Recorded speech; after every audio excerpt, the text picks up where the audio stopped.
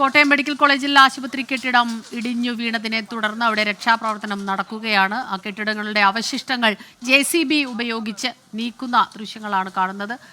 JCB അങ്ങോട്ടേക്ക് എത്തിക്കാൻ കുറച്ച് സമയമെടുത്തു. കാരണം അവിടേക്കുള്ള അങ്ങോട്ട് കടക്കുക എന്നുള്ളത് കുറച്ച് പ്രയാസമായിരുന്നു. പക്ഷേ ഇപ്പോൾ അതെല്ലാം മാറി അവിടെ അവശിഷ്ടങ്ങൾ മാറ്റുന്നതിൻ്റെ ദൃശ്യങ്ങളാണ് കാണുന്നത്.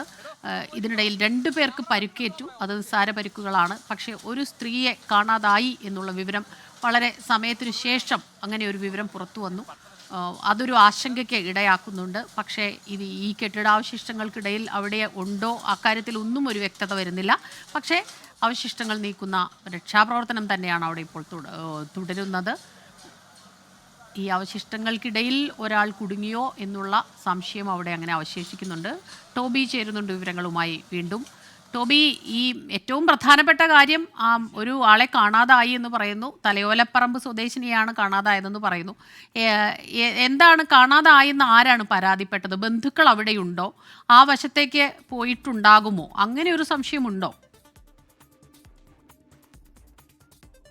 ടോബി ജോൺസൺ ആണ് വിവരങ്ങൾ നൽകുക. ഈ വാർത്തയുടെ ഈ 14-ാം വാർഡിൽ, കോട്ടയം മെഡിക്കൽ കോളേജ് ആശുപത്രിയുടെ 14-ാം വാർഡിൽ ശുചിമുറികളുള്ള ഭാഗമാണ് പൊളിഞ്ഞു വീണത്. കുറച്ചു കാലങ്ങളായി അവിടെ അധികം ഉപയോഗിക്കുന്ന സ്ഥലമല്ല. അപകടത്തിൽ 2 പേർക്ക് പരുക്കേറ്റു എന്നുള്ളതാണ് കുറച്ച് സങ്കടകരമായ ഒരു പ്രശ്നം.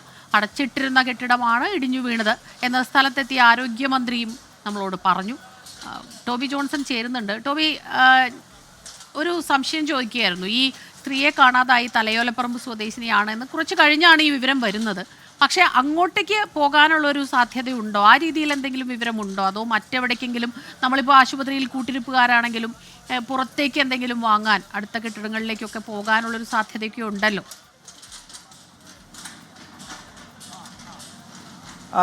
സ്മിത, ഇവിടെ ആളുകളുണ്ട്. അതായത് നമ്മളിപ്പോൾ ഈ കാണാം, നമുക്ക് ഈ ദൃശ്യങ്ങളിൽ കാണാം, ഈ കാണുന്ന ബാത്റൂമിൻ്റെ ആ ഒരു ഭാഗം, അതിന് തൊട്ടടുത്ത് കാണുന്നത് 11, 14, 10 വാർഡുകളാണ്. അതായത് ഓർത്തോപീഡിക്സുമായി ബന്ധപ്പെട്ട വിഭാഗമാണ്. ശസ്ത്രക്രിയ കഴിഞ്ഞതിന് ശേഷം താമസിപ്പിക്കുന്ന വാർഡുകളാണ്. രോഗികളെ കിടത്തി ചികിത്സിപ്പിക്കുന്ന സ്ഥലമാണ്. അവിടെ ആളുകൾ ഉണ്ടായിരുന്നു, രോഗികൾ ഉണ്ടായിരുന്നു, കൂട്ടിരിപ്പുകാരുണ്ടായിരുന്നു. അവിടെ ഉണ്ടായിരുന്ന ആരെങ്കിലും ഇങ്ങനെ ഇതിൻ്റെ ഉള്ളിൽപ്പെട്ടിട്ടുണ്ടോ എന്നൊരു സംശയമാണ്. നമ്മൾ കോട്ടയം SP യോട് നമ്മൾ സംസാരിച്ചിരുന്നു. പക്ഷേ അത് ഔദ്യോഗികമായൊരു മിസ്സിംഗ് കേസോ മറ്റോ ഒന്നും പറഞ്ഞിട്ടില്ല എന്നാണ് നമുക്ക് അറിയാൻ കഴിയുന്നത്. അതുകൊണ്ട് തന്നെ ഒരു സംശയമാണ് നിൽക്കുന്നത്.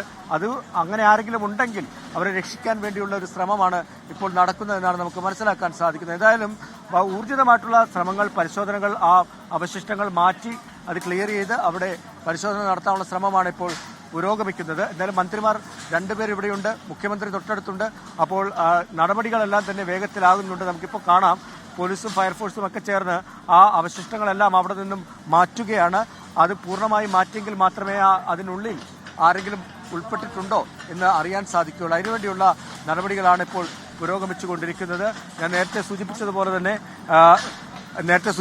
തന്നെ ഇവിടേക്ക് എത്തിപ്പെടാനുള്ള ഒരു പ്രയാസം അതുണ്ടായിരുന്നു. അതാണ് ഈ ഇത്രയൊരു കാലതാമസം വരുത്തിയത്. അതിനുവേണ്ടിയുള്ള ശ്രമങ്ങൾ ഇപ്പോൾ അത് പൂർണ്ണമായിട്ടും അതെല്ലാം മാറ്റി, അവശിഷ്ടങ്ങൾ മാറ്റി പരിശോധന തുടരുകയാണ്. ടോബി ജോൺസൺ ആണ് വിവരങ്ങൾ നൽകിക്കൊണ്ടിരിക്കുന്നത്. ആശുപത്രിയുടെ ശുചിമുറികളുള്ള ഭാഗമാണ് തകർന്നു വീണത്. 14-ാം വാർഡിലെ ഒരു കെട്ടിടമാണത്.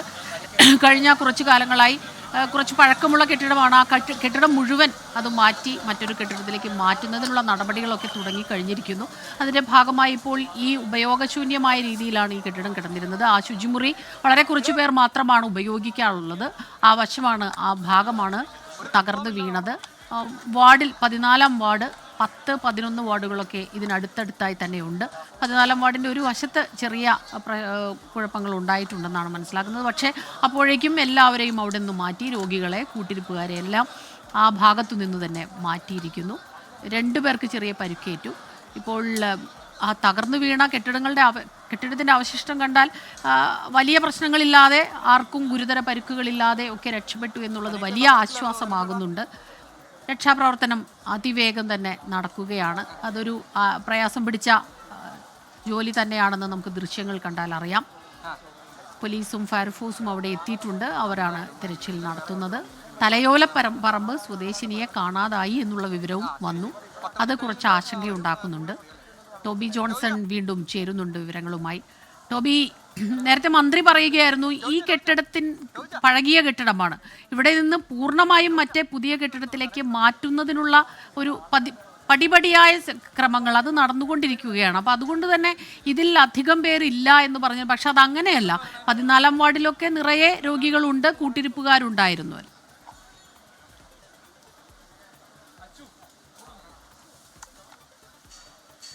തീർച്ചയായിട്ടും ഒരുപാട് ആളുകളുള്ള ഒരു സ്ഥലം തന്നെയാണ്. അല്ലെങ്കിൽ ഈ സംഭവം നടന്നതിന് ചുറ്റുവട്ടത്തെല്ലാം തന്നെ നിരവധി ആളുകളുള്ള ഒരു സ്ഥലമാണ്. അതിൽ യാതൊരു സംശയവുമില്ല. പ്രത്യേകിച്ചും ഉച്ച സമയമാണ്. ഈ സമയത്തൊക്കെ കൂട്ടിരിപ്പുകാർ, അതുപോലെ തന്നെ ഭക്ഷണം നൽകുന്നതിന് വേണ്ടി വരുന്നവർ, മറ്റാളുകൾ, അങ്ങനെ ഒരുപാട് ആളുകൾ വരുന്ന ഒരു പീക്ക് ടൈമാണ് ഈ ഒരു സംഭവം നടന്ന സമയം. അതാണ് വലിയൊരു ആശങ്ക ഉണ്ടാക്കുന്നത്. ഒപ്പം തന്നെ ഈ ഒരു ബിൽഡിംഗ് മാത്രമല്ല, അതിനോട് അടുത്തുള്ള ബിൽഡിങ്ങുകളിലെല്ലാം തന്നെ ആളുകളുണ്ട്. അപ്പോൾ ഇതൊക്കെ വലിയൊരു ആശങ്ക ഉണ്ടാക്കുന്നുണ്ട്. ആരെങ്കിലും ഇതിനുള്ളിൽ ഈ രണ്ടുപേരെ രക്ഷപ്പെട്ടത് വലിയൊരു ആശ്വാസമാണ്. അത് നമുക്ക് എടുത്തു പറയേണ്ട ഒരു കാര്യമാണ്. രണ്ടുപേർക്ക് നിസ്സാര പരിക്കുകളേ ഉള്ളൂ. അതിനപ്പുറത്തേക്ക് ആർക്കെങ്കിലും അപകടത്തിൽ പരിക്കേറ്റിട്ടുണ്ടോ അല്ലെങ്കിൽ ആരെങ്കിലും കുടുങ്ങിയിട്ടുണ്ടോ എന്നത് അറിയണമെങ്കിൽ ഇതെല്ലാം മാറ്റി വിശദമായിട്ട് അത് പരിശോധിച്ചെങ്കിൽ മാത്രമേ അറിയുകയുള്ളൂ. നിലവിൽ അങ്ങനെ പരാതികളൊന്നും ഇപ്പോൾ ലഭിച്ചിട്ടില്ലെന്നാണ് കോട്ടയം SP നമ്മളോട് പറഞ്ഞിരിക്കുന്നത്. നമ്മൾ അങ്ങനെ വിശ്വസിക്കുന്നു. എന്തായാലും പരിശോധനകൾ തുടരുകയാണ്. അതോടൊപ്പം തന്നെ വലിയ പ്രതിഷേധങ്ങൾ, ആക്ഷേപങ്ങൾ ഉന്നയിക്കുന്നുണ്ട്. ഇത്തരത്തിലുള്ള ഒരു ബിൽഡിംഗ്, അതിൻ്റെ കാലപ്പഴക്കവും ഈ പ്രശ്നങ്ങളും ഒക്കെ മുൻപും പലരും ഉയർത്തിക്കാട്ടിയതാണ്. അത് എന്തുകൊണ്ട് പുതിയൊരു കെട്ടിടം പണിതിട്ടും ഒരു കാലതാമസം ഉണ്ടായോ അങ്ങോട്ട് മാറുന്നതിന് എന്നുള്ളൊരു ചോദ്യം. മന്ത്രി പറഞ്ഞത് എത്രയും വേഗം 1 മാസത്തിനുള്ളിൽ തന്നെ അവിടേക്ക് ഈ ബിൽഡിംഗ് ഷിഫ്റ്റ് ചെയ്യുന്നതിന് വേണ്ടിയുള്ള നടപടികൾ സ്വീകരിച്ചിരുന്നു, ഉദ്ഘാടനം തീരുമാനിച്ചിട്ടുണ്ടായിരുന്നു എന്നാണ് മന്ത്രി പറഞ്ഞത്. അങ്ങനെയാണെങ്കിൽ അത്രയും കാലതാമസം, 1 മാസമൊക്കെ കാലതാമസം വേണോ? നിർമ്മാണം കഴിഞ്ഞതിൻ്റെ ബലപരിശോധനയൊക്കെ കഴിഞ്ഞു കഴിഞ്ഞാൽ അവിടേക്ക് ഈ ബിൽഡിംഗ് ഷിഫ്റ്റ് ചെയ്യേണ്ടത് എത്രയും വേഗം ചെയ്യേണ്ടതല്ലേ എന്നൊരു ചോദ്യമൊക്കെ ഉയരുന്നുണ്ട്. എന്തായാലും ആ വിഷയമൊക്കെ ഇനിയും അത് രാഷ്ട്രീയമായി തന്നെ അത് വലിയൊരു ചർച്ചയാകുന്നുമുണ്ട്. മന്ത്രിമാർ രണ്ടുപേരും ഇവിടെയുണ്ട്. അതിൽ കൂടുതൽ വിശദീകരണങ്ങൾ, സംഭവം സംബന്ധിച്ചുള്ള കൂടുതൽ വിശദാംശങ്ങൾ പങ്കുവെക്കാൻ അല്പസമയത്തിനുള്ളിൽ തന്നെ മന്ത്രി വീണ ജോർജ് മാധ്യമങ്ങളെ കാണുമെന്നാണ് പറഞ്ഞിട്ടുള്ളത്. അങ്ങനെയാണെങ്കിൽ കൂടുതൽ വിവരങ്ങൾ നമുക്കറിയാൻ സാധിക്കും. ഇപ്പോൾ ഏറ്റവും പ്രധാന